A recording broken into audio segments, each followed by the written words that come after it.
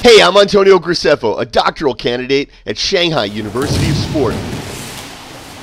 I'm writing my doctoral dissertation on a comparison between Chinese traditional wrestling and modern freestyle wrestling. So welcome to my video about wrestling sparring.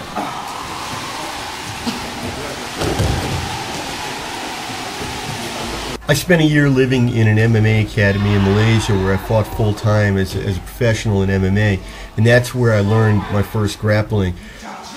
After that I came to China and I had 3 weeks of intensive Chinese traditional wrestling, jacket wrestling up in Beijing, and then school started here at the Sports University and I joined the wrestling team.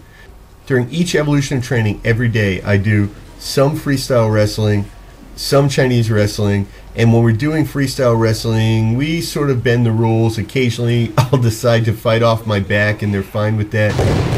We're occasionally using MMA techniques, but I don't punch or kick anybody.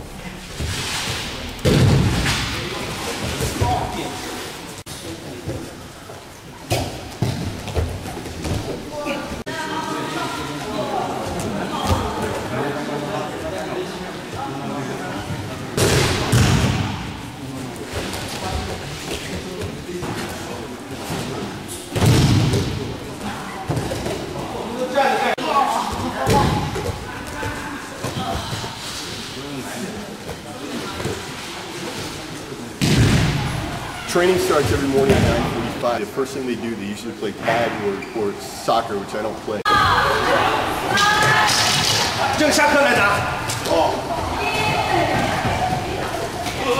So when they're doing that, I do Jibun Gong, which are basic Kung Fu exercises for wrestling. Each Jibun Gong exercise is related to a specific wrestling technique. The exercises build your strength and muscle memory. In wrestling, you don't actually kick the way you do in, say, fighting arts, but we use kicks as a way of sweeping and taking the legs out from the opponent. So Jibun Gong exercises focus a lot on leg strength. Then they start doing technique drills, and some of the drills I just can't do.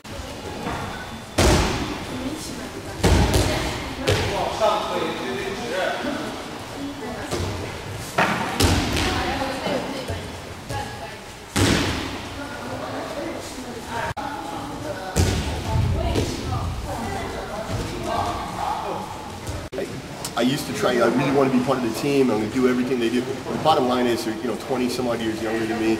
They're not injured, like I got injuries, my shoulders, my knees, there's just stuff I can't do. So what I usually do is the teacher just lets me train myself and then I spar.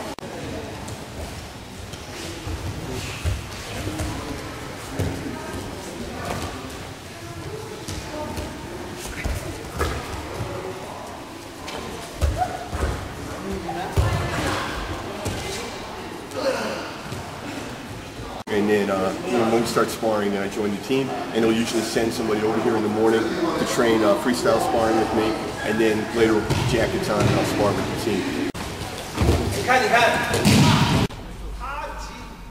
Although this is supposed to be the Chinese traditional wrestling team, which does not involve ground fighting, I still try and keep my skills sharp for MMA. So when the guys take me down, I do my best to reverse them or pull them down with me. And actually, in Chinese wrestling, I just turned his 2-point throw into a 1-point throw.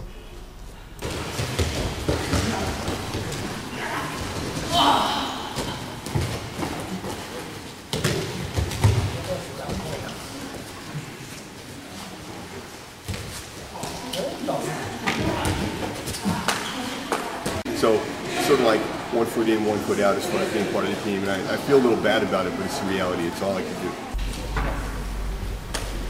In Chinese traditional wrestling, you're supposed to be throwing your opponent by grabbing his jacket.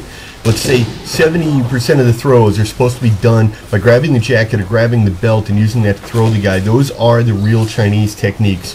Most of my aggressive points come from either body locking or by taking a leg, which are techniques that I learned in other forms of wrestling like freestyle and MMA. They're not illegal in Chinese wrestling, but they are not the traditional techniques, and they don't demonstrate the beauty of the art.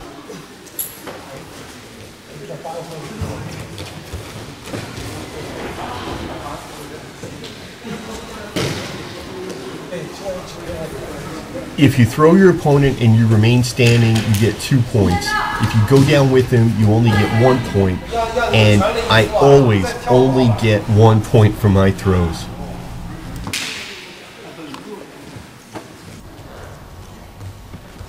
A typical training day for me starts with about 45 minutes of Jibun Gong exercises, the basic Kung Fu exercises for wrestling. This is followed by usually 20 to 30 or even 40 minutes of free sparring or freestyle sparring, which we do without a jacket.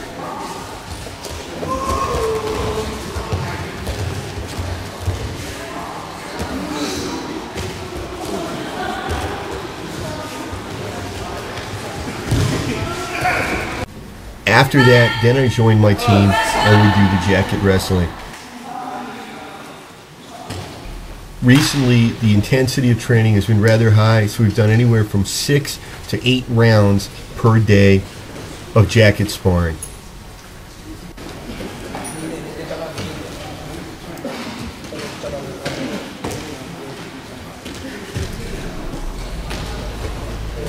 One of the basic techniques in jacket wrestling is to simply keep jerking and moving your opponent. Keep him constantly moving.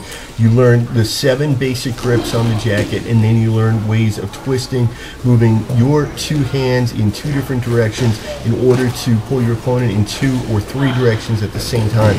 Constantly pulling him to the left, to the right, back, forth, up, and down to make him lose his balance, and the whole time you're supposed to be going for techniques or looking for his balance points and taking them. In competition, it's actually required that you constantly move your opponent. So actually in competition, I lose points for not moving my opponent, for simply not doing enough by the standards of Chinese wrestling. From my viewpoint, if this were MMA or freestyle wrestling or any other sort of fight, some type of competition, I would just ride it out while the guy's jerking me this way, and this way. I would ride it out, I would dance it out, and then when I saw the opportunity or when I saw that the guy was tired, then I would strike. So I tend to get most of my points on the team from reversals. These guys have been wrestling since they were little kids. Most of them started in the sports academies when they were 9 years old. One of the guys started at 4 years old, living away from home, training full-time until they came to the university. So these guys have years and years and years of experience, and I have been wrestling for about 8 months at the time that this video was shot.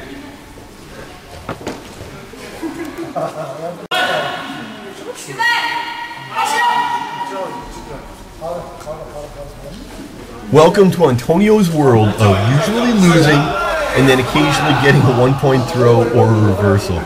This is my life.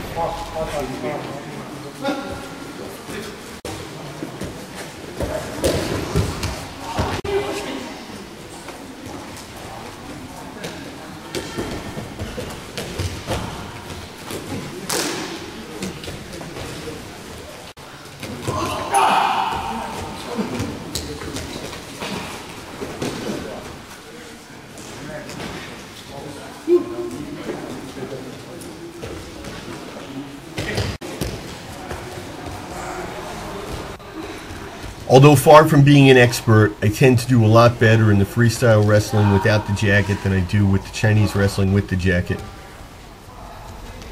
It's just a lot closer to what you would do in MMA, except that they don't let me kick and punch.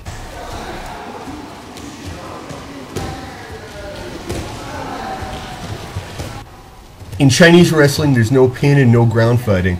So the only time we get to learn about pinning people and ground fighting and rolling the opponent over is when we're doing the freestyle wrestling sparring. So I really like that part of it because it translates well to MMA. Here you see me getting severely, horribly neck cranked like nobody's business.